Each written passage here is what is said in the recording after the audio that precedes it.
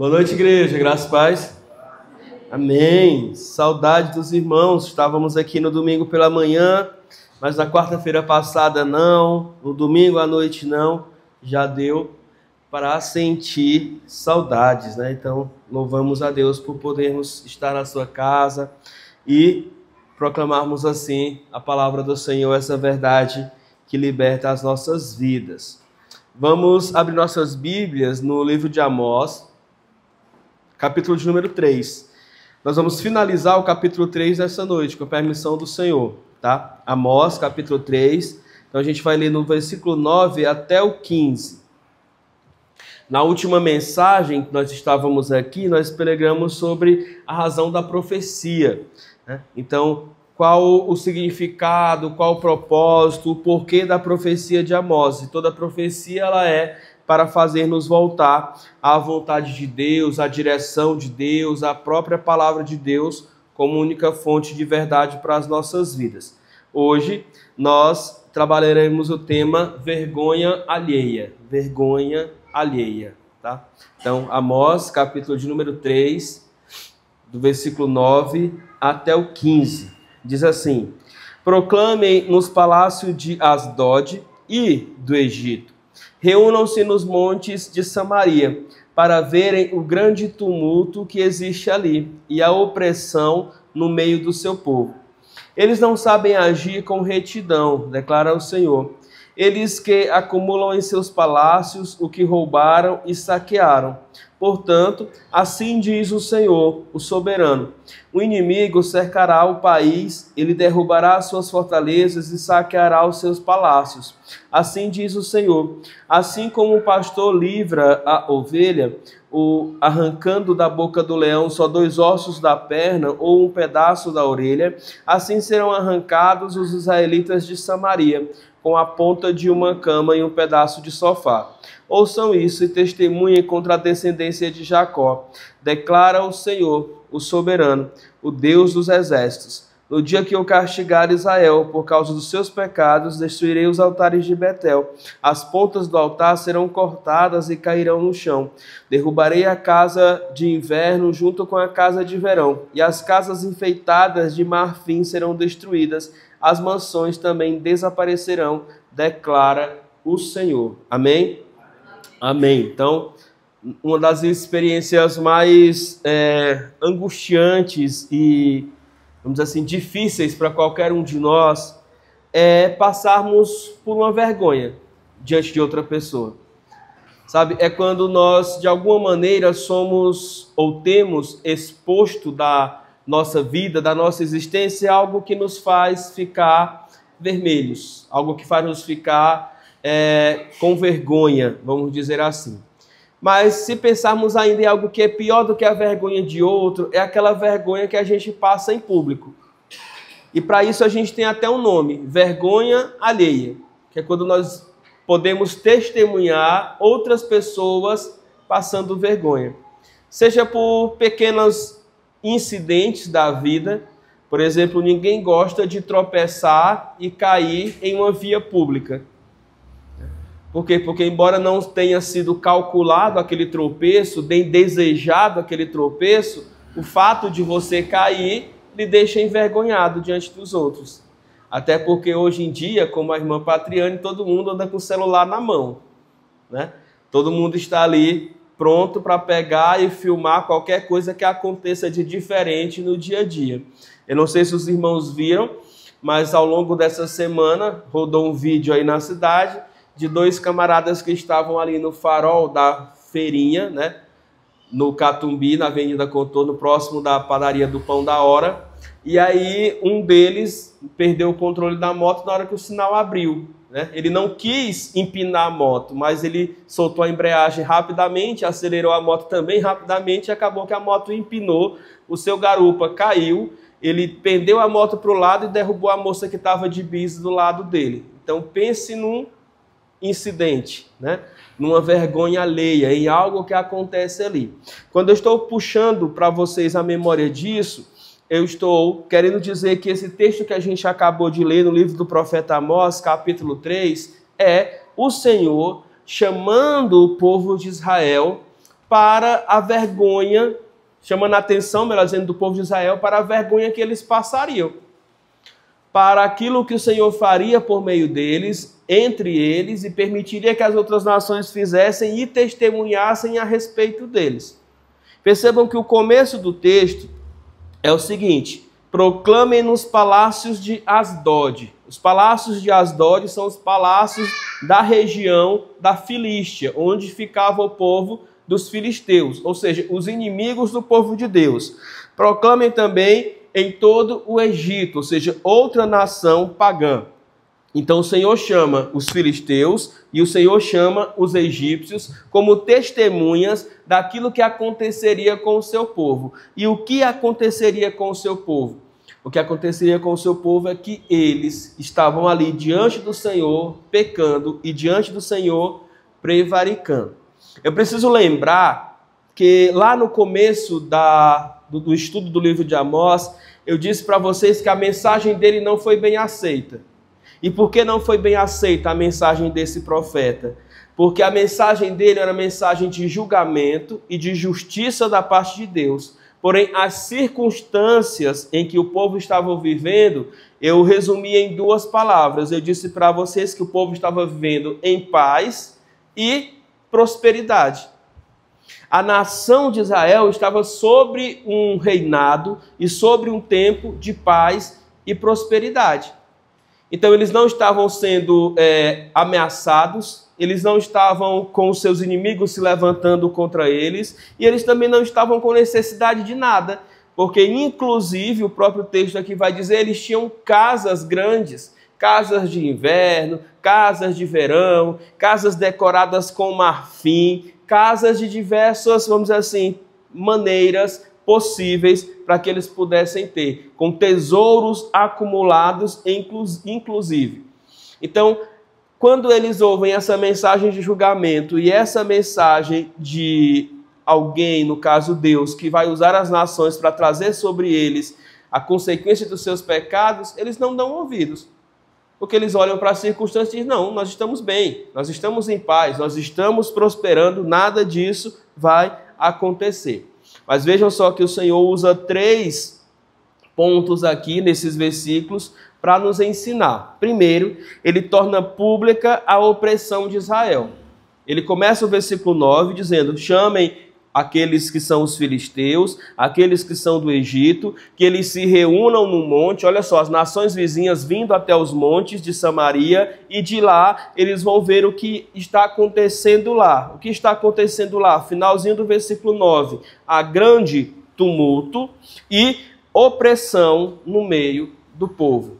Há grande tumulto e grande opressão. E o versículo 10 esclarece, diz assim, eles não sabem agir com retidão, pois acumulam os seus palácios aquilo que roubaram e saquearam. Sabe, irmãos, dificilmente uma pessoa que vive em pecado vai ter uma vida organizada. Vou repetir, dificilmente a pessoa que vive em pecado vai ter uma vida organizada. Ele vai viver debaixo de confusão, ele vai viver debaixo de tumulto, ele vai viver debaixo de desordem, seja mental, seja espiritual, seja financeira, seja relacional, seja em que esfera da vida dele for, ele vai lidar com dificuldades. Ele vai lidar com problemas, ele não vai conseguir estar bem no seu casamento se for casado, ele não vai conseguir estar bem no seu trabalho se trabalhar, ele não vai conseguir estar bem no seu emprego, no seu relacionamento espiritual para com a sua igreja e com o seu Deus. Então, em alguma área ou em todas elas, ele vai ter um pouco de confusão, e era exatamente isso que o Senhor estava chamando os vizinhos de Israel para verem no meio do seu povo. E em segundo lugar, o Senhor denuncia o que eles estavam fazendo. Eles estavam acumulando riquezas por conta da opressão sobre os demais cidadãos. E aqui eu preciso deixar bem claro, o nosso Deus não é contra os ricos, mas o nosso Deus é literalmente contra aqueles que enriquecem de forma ilícita. Contra aqueles que, diante da opressão, diante da situação de tomar vantagem sobre o outro, acumulam as suas riquezas. Então, ser rico não é pecado, mas ser rico por meios ilícitos diante do Senhor é um pecado gravíssimo. É um pecado gravíssimo. E é isso que o Senhor está condenando aqui no meio do seu povo. Está dizendo que o povo estava em tumulto, está dizendo que o povo estava oprimindo aos seus irmãos e está dizendo que eles estavam acumulando riquezas que eles mesmos roubaram e saquearam. O povo estava sendo trazido à consciência por meio do profeta Amós e, consequentemente, por meio de Deus, àquilo que eles estavam fazendo. É como se o Senhor estivesse dizendo, sabe aquele seu triplex? Sabe aquele seu sofá de luxo? Sabe aquela sua TV de 52 polegadas que você liga e que você se senta nesse sofá e pega uma poltrona para esticar as pernas para assistir o jogo de Israel contra Tel Aviv ou de quem quer que seja? Todas essas coisas foram conseguidas por meios condenados pelo Senhor, por meios que não são dignos. Irmãos, nós não somos infantes aqui, crianças. Nós trabalhamos todos os dias, graças a Deus.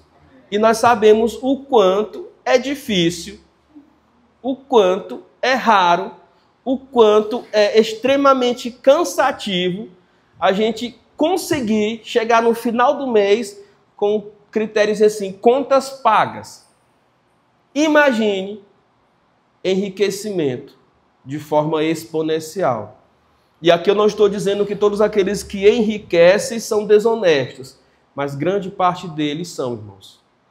Grande parte deles se aproveitaram de vantagens, sejam elas políticas, sejam elas econômicas, sejam elas familiares, sejam elas de qualquer esfera que for, para poder ter o que hoje tem. Ter o que hoje tem, possuir o que hoje possui.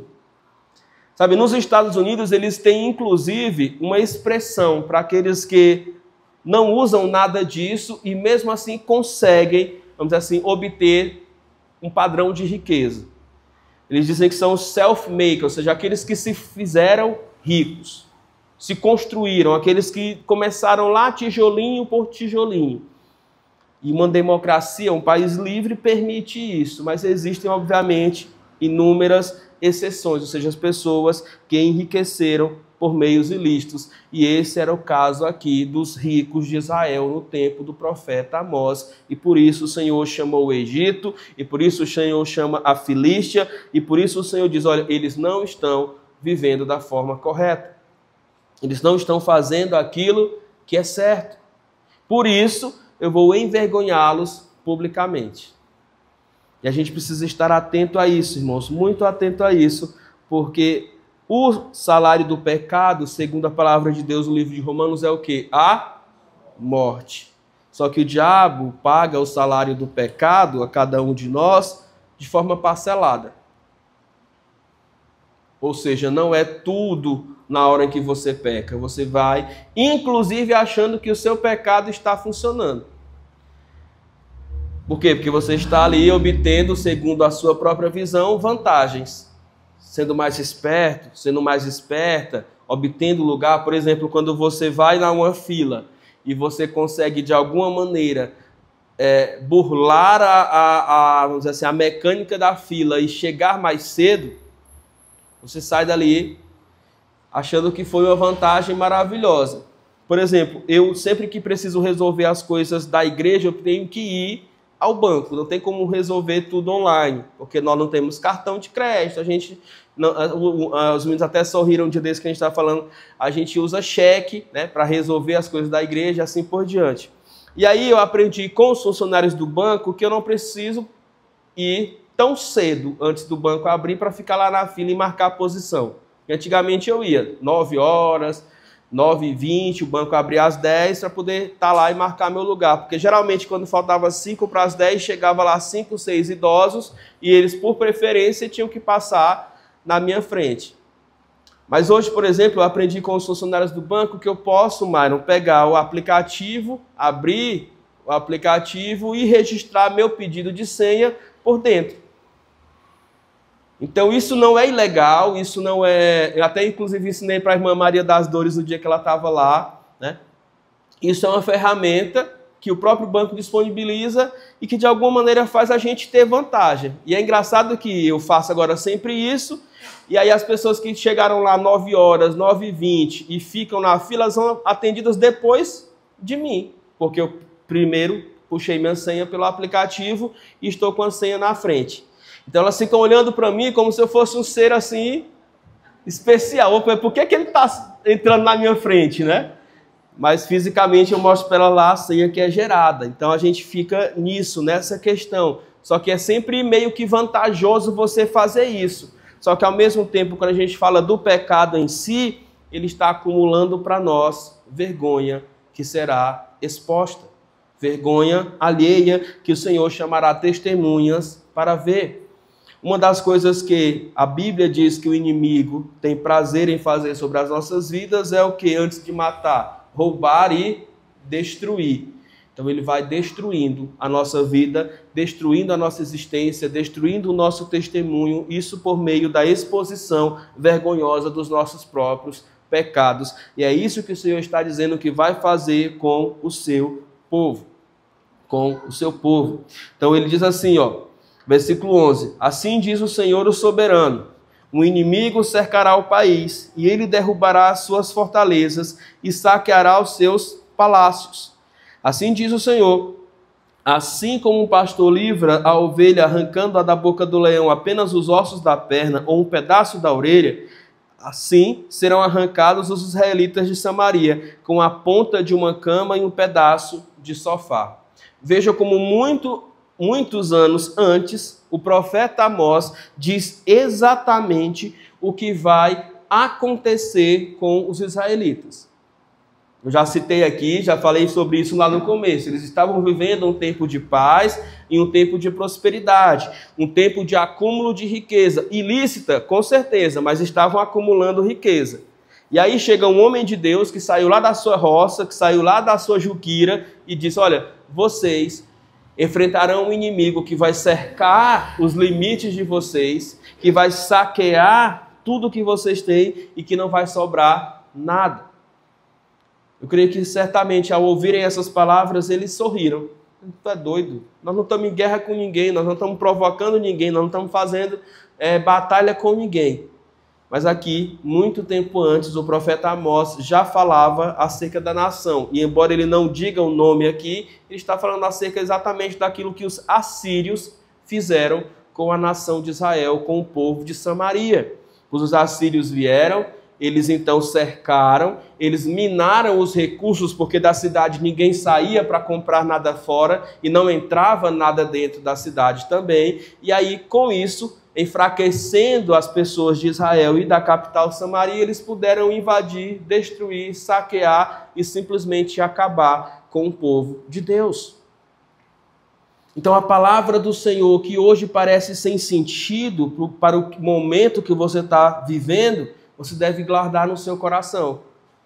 Porque pode haver chegar o tempo em que essa palavra fará total sentido para a sua vida. Lembre-se que para toda ocasião e para todo dom perfeito de Deus há um tempo, há uma situação. Tempo de plantar, tempo de colher, tempo de nascer, tempo de morrer, tempo de estar em paz, tempo de estar em guerras, tempo de ajuntar pedras, tempo de lançar pedras. É isso que a palavra de sabedoria lá do livro de Eclesiastes nos ensina. Então não é porque não estamos habitando em tempos difíceis que a gente precisa desconsiderar essa palavra. Não, guarde no seu coração. Era isso que Maria fazia, guardava tudo no seu coração. E aí no tempo certo ela meditava sobre essas coisas. Deus enviou ou enviaria para esse povo aqui injusto, para esse povo corrupto, para esse povo que estava em tumulto, para esse povo que estava oprimindo os seus irmãos, o inimigo que os venceria, e nem o Senhor os livraria. Olha o exemplo que ele dá, é poético. Ele diz, olha, assim como um pastor que vai lutar com um leão para salvar o cordeiro, eu não vou conseguir salvar nem 2 pernas, ou seja, nada do cordeiro. Assim como um pastor que vai no máximo puxar 2 orelhas, o que são 2 orelhas de uma ovelha que está na boca do leão? Nada, o leão levou tudo. Dessa vez foi o dia da caça e não do caçador. Era assim o dia quando o inimigo viria sobre esse povo. Quando o inimigo chegasse, eles não teriam vez. Nem o Senhor, em sua potente mão, poderia livrá-los. Por que o Senhor não poderia livrá-los? Porque o Senhor enfraqueceu? Porque o Senhor perdeu sua capacidade? Porque o inimigo era mais forte do que o Senhor? Não. Porque o inimigo foi um enviado do Senhor para castigar o seu próprio povo. Israel, o povo de Deus, foi chamado para ser exemplo. Israel, o povo de Deus, foi chamado para ser um sacerdócio santo, real, para que testemunhasse acerca das grandezas e da maravilha de Deus.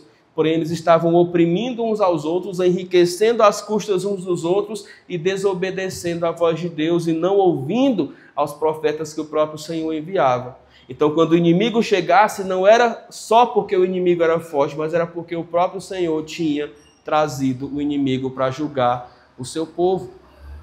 E sobre isso a gente precisa meditar, irmãos, porque nós somos hoje o Israel de Deus, ou seja, o povo de Deus, a família de Deus. E se nós não fizermos aquilo que o Senhor quer que a gente faça, certamente seremos como eles também. Estamos sendo alertados, estamos ouvindo o que Deus quer que a gente faça, mas não estamos praticando. E se não praticarmos, o inimigo virá e vai destroçar a nossa vida. E não é isso que a gente quer e nem que o Senhor quer de nós.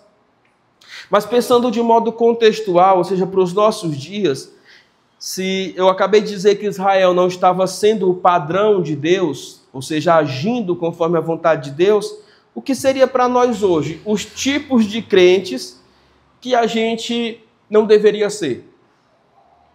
Eu coloquei aqui 10 exemplos, eu vou só citar, vocês obviamente vão deduzir o porquê que a gente não pode ser esse tipo de crente. O primeiro deles é o tipo de crente que nunca tem tempo para servir a Deus. Nós não podemos ser esse tipo de crente, porque se assim formos, obviamente, não estaremos fazendo a vontade de Deus. O segundo tipo de crente é aquele que se acostumou com o conforto dos bancos ou das cadeiras da igreja, acomodado. Aquele que nunca faz nada, aquele que nunca está disponível para nada. O terceiro tipo de crente que a gente não pode ser é aquele que só se levanta para criticar. Tudo está ruim, está frio demais, está quente demais, está demorado demais esse culto, o louvor está em pé demais, está sentado demais, a oração foi curta demais, foi grande demais, tudo que ele fala ou que ela fala é só para criticar. Nós não podemos ser esse tipo de crente. O quarto tipo de crente, obviamente esse foi criticado até por Jesus, é aquele que vive uma vida de aparência. Só isso. Só é crente diante dos outros. Sozinho, na sua intimidade, na sua individualidade, passa longe de ser um crente, de ser uma crente. O quinto tipo de crente que a gente não pode ser é aquele que provoca desunião entre os irmãos. É aquele que fala com todo mundo, mas fala mal de todo mundo para todo mundo. Ou seja, só serve para criar desunião. O sétimo tipo de crente que não podemos ser é aquele que tenta barganhar com Deus. Se Deus fizer, se Deus me der, se Deus me abençoar, se Deus fizer aquilo, se Deus derramar aquela bênção, aí sim, é aquele que está sempre negociando com Deus, esperando o Senhor fazer alguma coisa para que ele então possa se mover. O oitavo tipo de crente que não podemos ser é aquele que só serve a Deus por conta das bênçãos. Na hora que o negócio aperta, que a torneira fecha, que a bênção não chega na hora da oração, ele corre para bem longe. O nono tipo de crente, eu acho que todo mundo conhece alguém assim, ou é esse alguém, é aquele que é do contra. Ou seja, aquele que só se levanta para votar, para falar, para apoiar as ideias contrárias. Se todo mundo quer ir para um lado, pois ele vai para o outro lado. Se todo mundo quer um dia, pois ele quer um outro dia. Se todo mundo quer um horário, pois ele quer outro horário. É aquele que faz questão de registrar em culto, em ata, aquele seu voto contrário. Esse é um crente que não vale a pena a gente ser. O décimo, para a gente finalizar aqui rapidinho, é aquele que acha que já sabe de tudo. E que nada que o professor da EBD diz, é novo ou pode acrescentar à sua vida e que nada que o pastor pregue é novidade ou pode ensinar-lhe, instruir-lhe, pode edificar a sua vida. É aquele que tem conhecimento de Gênesis ao Apocalipse e já não há mais nada que possa acrescentar ao seu puro e sublime conhecimento. A gente tem que ter cuidado. E quando eu estou falando sobre esses tipos de crente, essa mensagem está gravada, você pode voltar lá depois no aplicativo ou no YouTube para ver. Você não deve pensar em outra pessoa a não ser você mesmo. Qual desses eu sou? Se sou, por que eu ainda sou? O que falta para que eu deixe de ser esse tipo de crente? Porque todos nós, em algum momento, podemos ser esse tipo de crente aqui. Ou porque nos acomodamos, ou porque paramos, ou porque estamos criticando demais, ou porque estamos agindo só em troca das bênçãos que Deus pode nos dar. De alguma maneira, a gente transita durante a nossa vida cristã por algum desses perfis. E o ideal é que a gente não pare em nenhum deles, porque nenhum deles é vontade de Deus para as nossas vidas. Amém? Amém. Mas continuando aqui, a partir agora do versículo 13, diz assim: ouçam isso e testemunhem contra a descendência de Jacó, declara o Senhor, o soberano, os deuses dos exércitos. No dia que eu castigar Israel, por causa dos seus pecados, destruirei os altares de Betel. As pontas do altar serão cortadas e cairão no chão.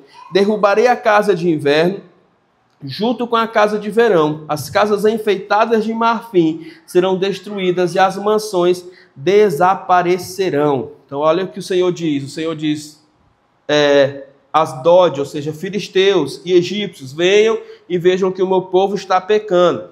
Eles estão tumultuando as coisas, eles estão oprimindo aos seus irmãos. Eu vou permitir que outra nação chegue no meio deles, faça um cerco e os destruam completamente, porque eu mesmo, soberano, farei isso, eu castigarei esse povo.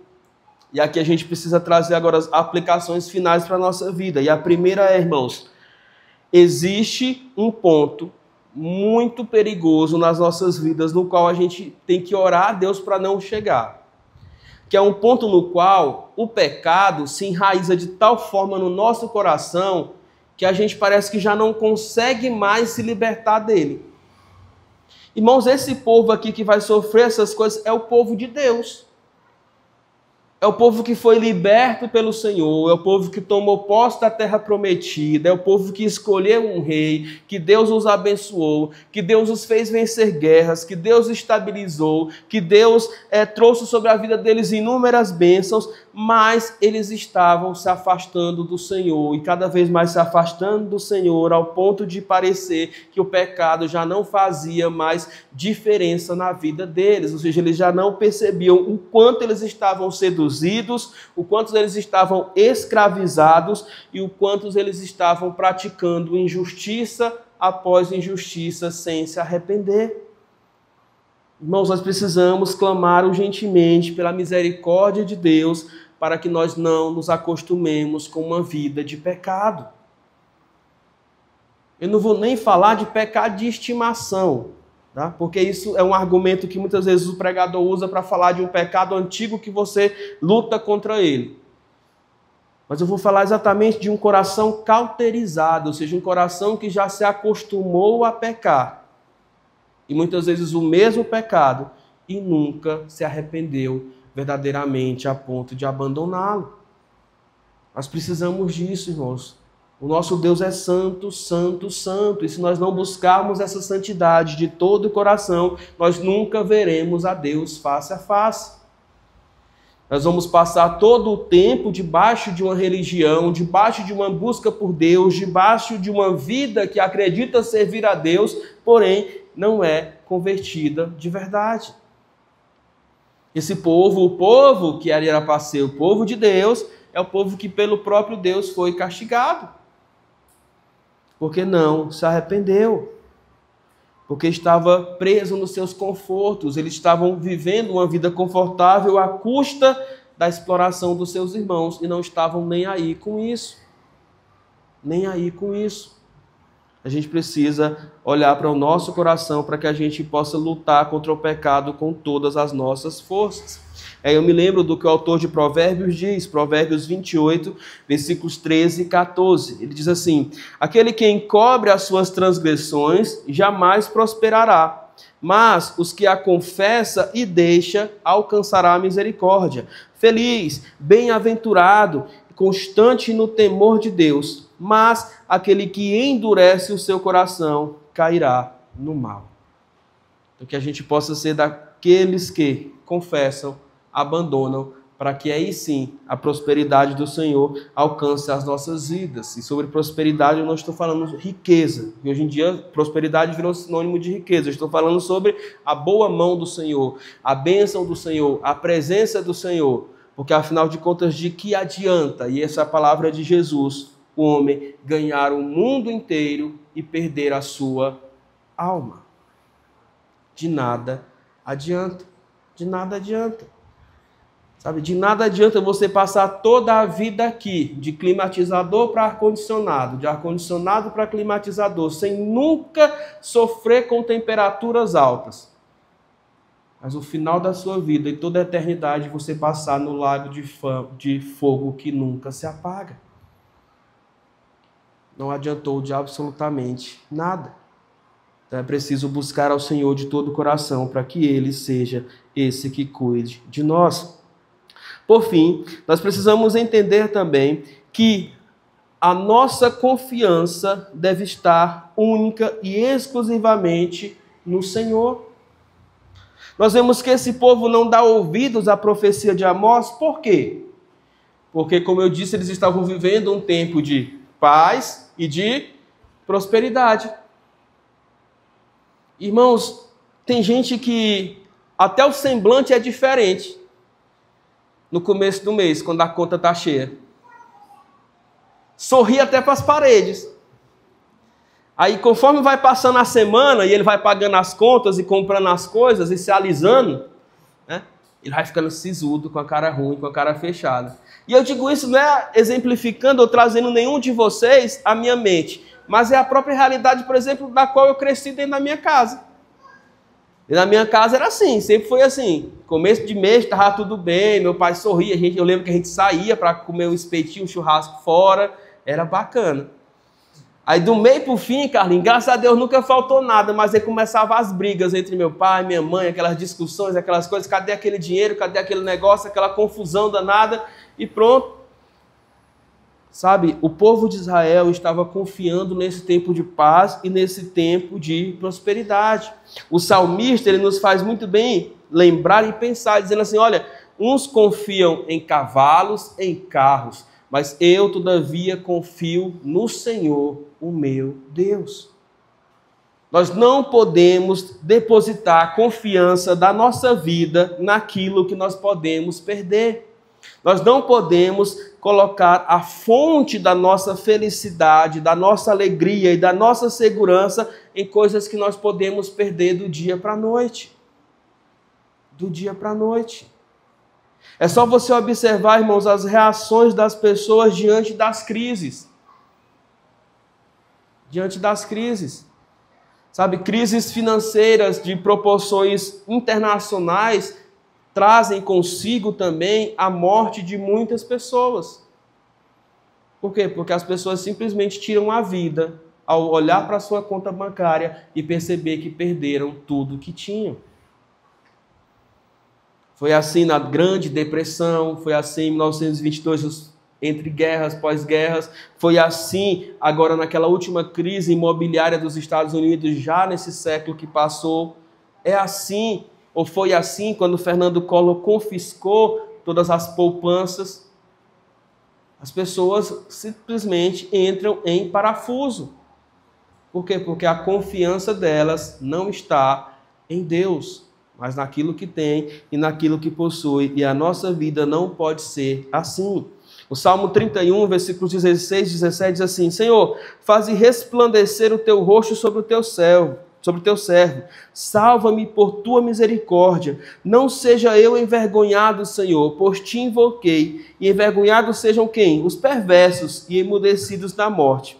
1 João 2, 28 a 29 diz: Filhinhos, agora pois permanecei nele, para que quando ele se manifestar, tenhamos confiança e dele não nos afastemos envergonhados na sua vinda. Se sabeis que ele é justo, reconhecei também que todo aquele que pratica a justiça é nascido dele. Que a nossa confiança, que o resplendor da nossa alegria, que a base da nossa existência seja sempre o Senhor. A nossa fé em Jesus Cristo, porque somente Ele é satisfação garantida e nada nem ninguém pode nos tirar. Afinal de contas, quem poderá nos separar do amor de Deus? Nada. Nem morte, nem tribulação, nem angústia, nem dor, nem o porvir, nem o passado, nem absolutamente nada ou ninguém pode nos separar daquele que nos amou, daquele que nos salvou. Então que possamos estar atentos a essas duas aplicações, ter a nossa segurança somente no Senhor e confiar que o Senhor é aquele que nos faz também perceber a dureza do nosso coração em alguns aspectos, para que abandonemos esse pecado e nos aproximemos com confiança de Jesus, o nosso Salvador. Amém? Vamos ficar de pé e vamos orar.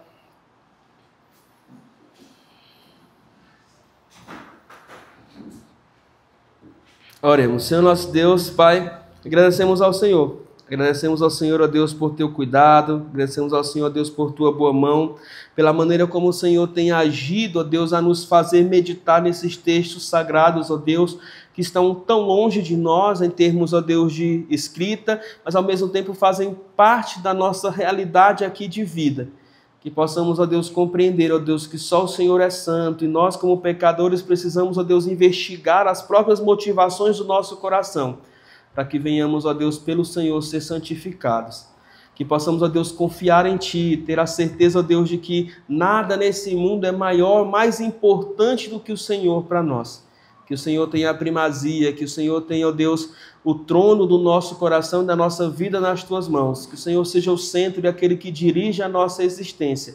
Que não possamos confiar alegria, felicidade, ó Deus, esperança de vida em nada que esse mundo pode roubar de nós, mas única e exclusivamente no Senhor, porque do Senhor jamais seremos separados. Pois o Senhor é quem promete, aqueles que vêm até mim, aqueles em quem eu pego com as minhas mãos, jamais lançarei fora. Nós queremos ser esses que abraçados ao Senhor e com o Senhor viverão eternamente. Abençoa-nos, ó Deus, ao final desse dia, nesse continuar de semana.